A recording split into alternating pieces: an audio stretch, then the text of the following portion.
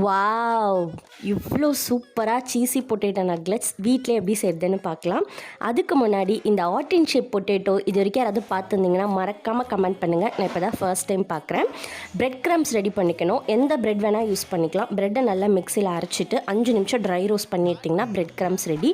வேக வச்ச உருளைக்கிழங்குல 1/2 ஸ்பூன் உப்பு, 1/2 ஸ்பூன் வெறுமிளகாய் தூள், 1/2 ஸ்பூன் தனியா பவுட்ரு, 1/4 ஸ்பூன் மிளகுத்தூள் சேர்த்து நல்லா மசிச்சுட்டு பைண்டிங்க்கு 1 டேபிள் ஸ்பூன் மைதா, 1 table spoon cornflour, 1 table spoon அரிசி மாவு சேர்த்து நல்லா பிசைஞ்சு வச்சுக்கணும்.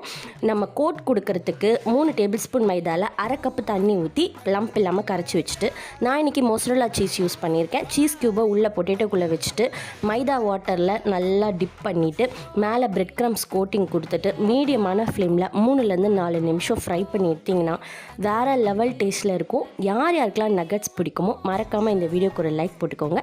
இந்த ரெசிபி எப்படி இருந்ததுன்னு கமெண்ட் பண்ணுங்கள்.